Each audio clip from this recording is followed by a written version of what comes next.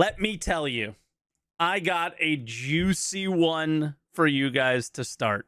This is from PCWorld with the Poets, who is, you know, always in his concierge shirt. He is a huge Star Citizen fan, huge Star Citizen fan. And he is in a video titled "Convince Me I Should Play Star Citizen." This is going to be juicy. Here's why you should be playing Star Citizen. Hey Internet, Gordon Ung with PCWorld here from Computex 2023. I am talking to one of my favorite tech talkers. Yeah, my brain is a little fried. Yes. This is the Poets. By the way, go to his YouTube channel. He is also on YouTubers, DAPOETS. But honestly, your TikTok content is top notch. This guy loves to water cool everything. He even water cools his NAS unit. Yeah. Delidded. Liquid metal. Crazy. Yeah. But I don't want to talk about all his awesome hardware coverage. I want to talk about this logo on his shirt because he plays Star Citizen, which I didn't even know had come out because it's been kind of the butt of the joke of the gamers, the internet, that never launched. It's not really out, but it's playable. So whatever that means. So it's a playable alpha, right? Okay. And but it's like 6 years of playable alpha, right? Maybe more. Oh my God. Maybe more, yeah. The thing is, I don't even know what to say one yet. of the least toxic, or basically most positive communities out there for gaming. That's one of the things that really brought me into it. Because there's no game. There's no game. It's that simple. Of course it's not a toxic gaming community because there's no game. Dude, anytime there's any gameplay elemented, like any elements in it, that's all of a sudden everything is incredibly toxic.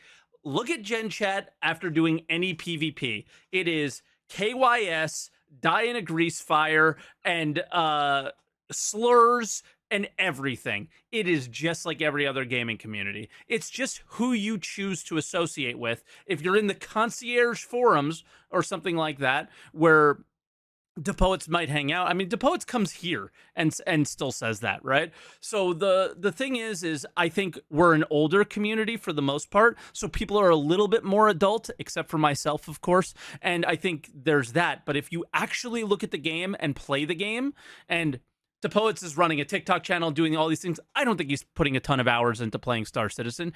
Do one PvP act, and just F12, open Gen Chat, and this is just like every other game community.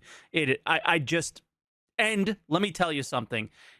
Toxically defending a game that is incomplete, not good, a bad experience, and stringing their community along for however many years is also toxic. Okay? So that one, the Poets, I love you, you know I do, but that one irks me a lot.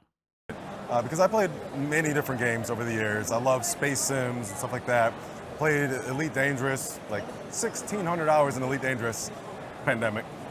And then one day of playing Star Citizen, I never went back to Elite Dangerous. Literally, just one day of playing it. That's the immersion and the positive community.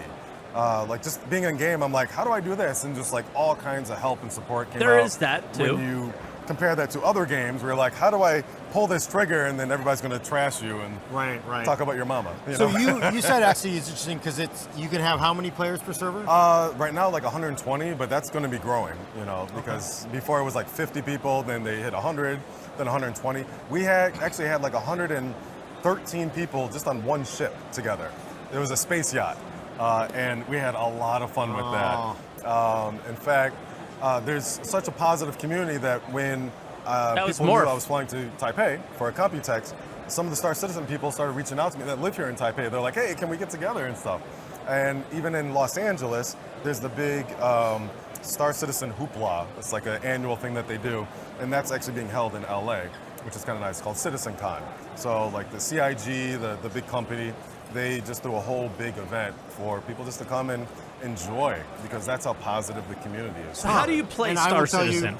My gaming community currently is a little toxic. I'm one of the toxic people, in fact. That's why I'm so excited to look for a game that's more positive. Yeah. But you also mentioned something that's really cool. So if you leave a rock somewhere, it stays there? Yeah, so it's still in development. So if you're the type of person that loves to see new things coming out, like I know people play video games and like, oh, the DLC is coming out soon. No, the game is actually in development. So if you see a bug, type a report, they may fix it. If you're like, hey, this would play so much nicer if you do this, they may add it to the game, with the community support and stuff.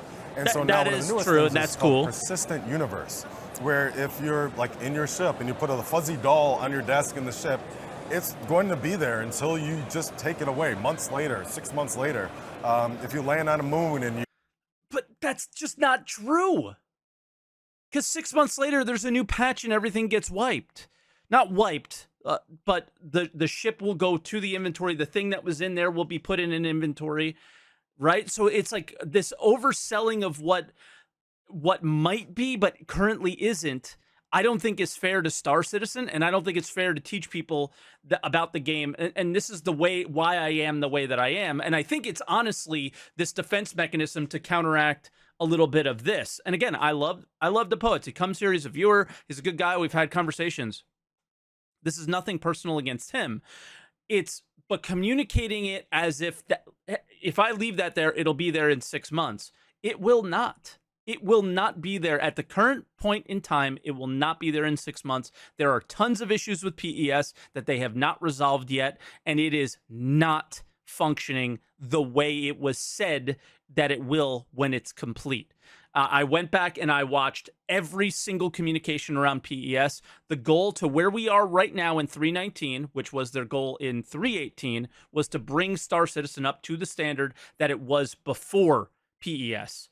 So you don't feel the persistence yet, but the tools are all there to allow us to feel it at some point. 3.19, just so everybody knows, is still 3.18, so we're still in that stage. Maybe in 3.20, which is the next branch of the game, that we will start to feel that persistence more. Maybe there will be more fixes. Maybe it'll be further down the line. But he's talking about what Star Citizen might be, not what it will be, what it might be. And that's the problem is I think people get sold on what it might be, and then that may not happen. That or it may not happen in the manner of time. Like this video is, should you play Star Citizen? That is, should you play Star Citizen today? You need to speak about your experiences that you're going to have today.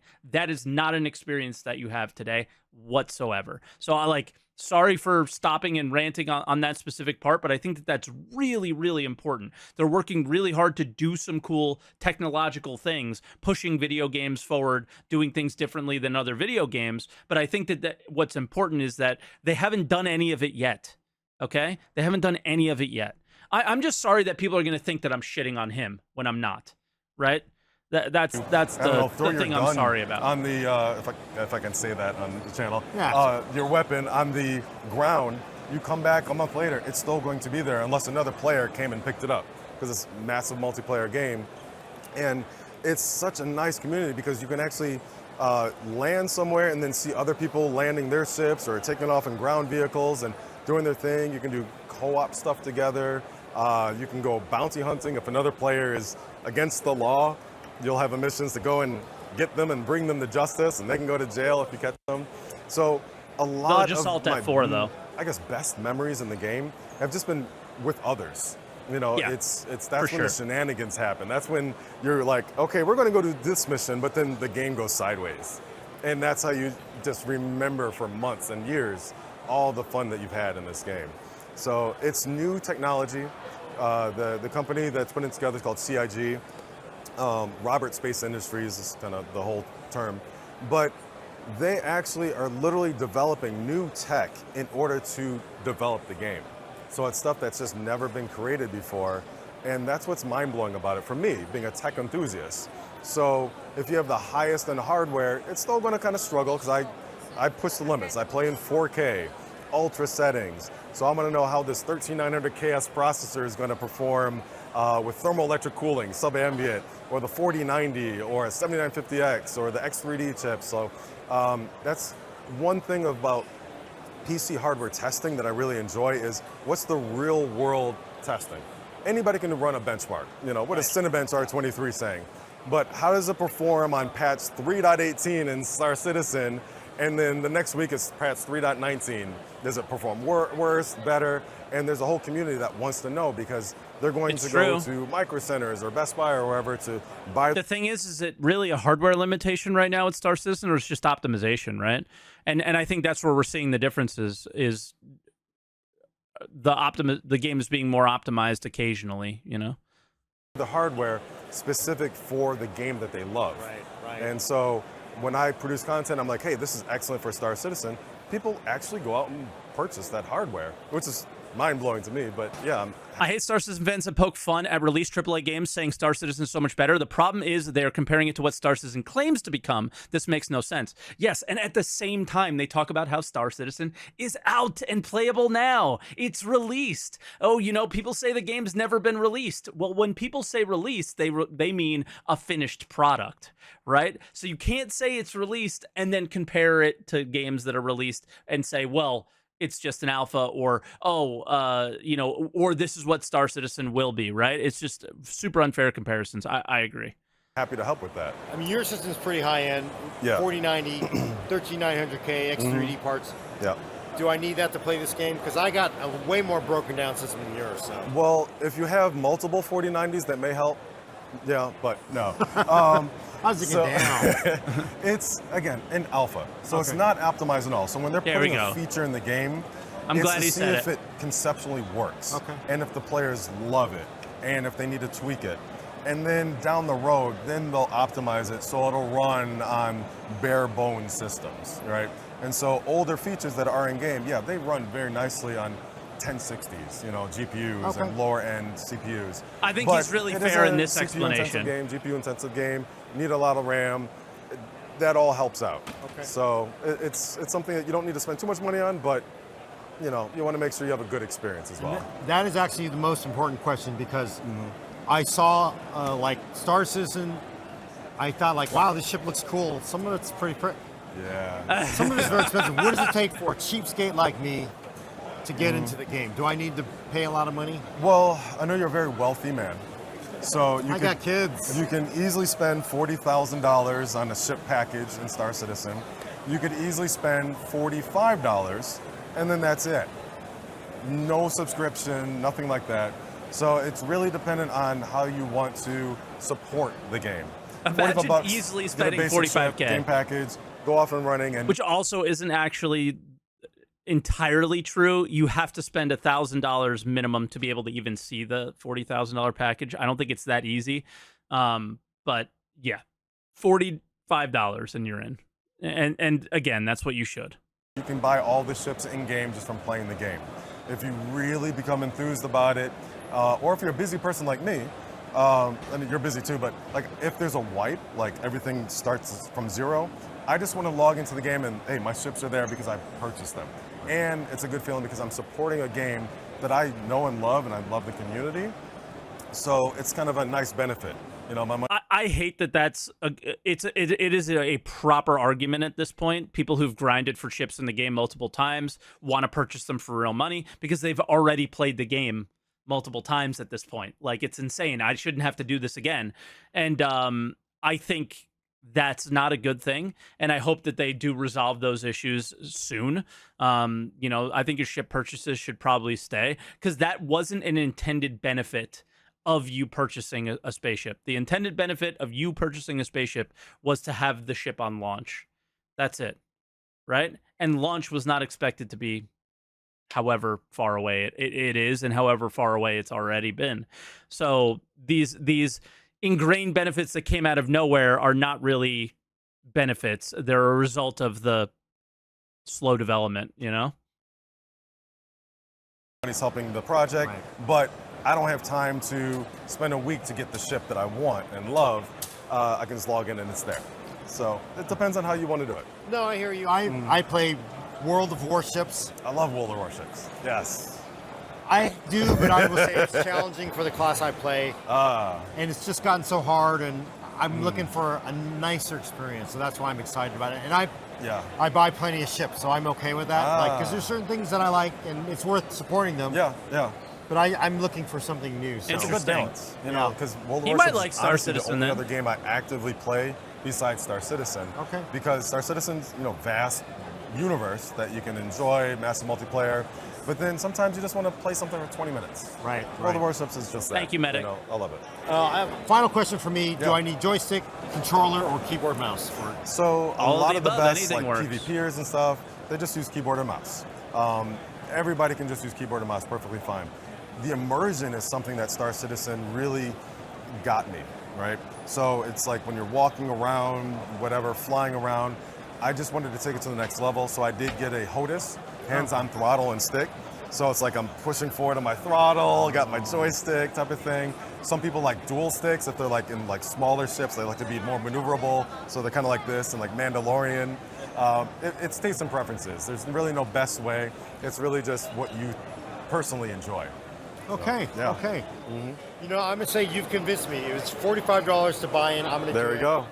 Yeah. I want to land on a planet. I'm sure I'm gonna get the How many days ago was this? 22 hours ago, he's already concierge. Volkswagen bug of ships. When We I got start, another but one, I'm guys. looking So forward to it. remember, it's an alpha. So alpha is not for everybody. If you're fine with when you load the game, you wake up out of your bed, you stand up, and then you fall through the planet, you laugh at it. Start over, you know? Things happen. If you land your ship, you're like, perfect landing. Ship blows up, just laugh, all right? And sometimes the servers will be perfect, where you have no bugs for maybe Just a month, laugh. right? Just perfect gameplay. So it all depends on what's going on in the back end, how they're developing the game. And I've never known a game I've been playing the game for 10 years. Still the same bugs. Just laugh. to be developed Guys, in a I'm way laughing, where so I don't the cry. creators of the game are so in tune with the community, actively telling the community what's going on. They do live shows every week and all kinds of forums saying this is the new patch notes. This patch is going live in the back end. You won't see anything, but this is what's happening. Just so informative, and that makes Every it more game comfortable company- for me to spend my time. Every game company shares their patch notes. What? Why? This isn't special. The video content is special, I'd say, but I'm playing a game like this, and buying a ship or two every now and then. Cool. All right. Well, thanks. By the way, I'm going to mention it again. The Poets, find his content on YouTube. Go over there, like and subscribe, click that bell button, and of course on TikTok, search for The Poets, DAPOETS. I just watched a live cold If you call want to hear close more sale. awesome That coverage was from sweet. CopyFX 2023, please come back to our channel. Look at the videos. Go to PCWorld.com. We'll see you soon. That was great. That was great. Listen, I think the Poets understands the game pretty well. I think he is very excited about some of the more grand and things that are communicated by CIG that have yet to happen yet, right? It is exciting to be around a project that is doing things or attempting to do things that other games don't do. It's why we're all here. Let's be honest here. I think we were drawn in by the idea of the doing something different and doing something more exciting, right? Here's the link. But you know, the Poets, it gets it. It's just, if you're going to sell people on this game, you have to start with the fact that you're going to fall through the floor, and it is not, has no progression system, has no economy, wipes constantly, problematic servers, everything, and then say about all the grand things that they might do, I think is more realistic. You know, the thing is we're all positive on the future. That's why we're all here. We're not negative about the future. If we were, we wouldn't be here. So to say he's more positive about the future, I think he's more positive about the present. And ignoring the obvious red flags about the present than and just laughing, right? That's the thing. That's the difference here with me is the present is the issue.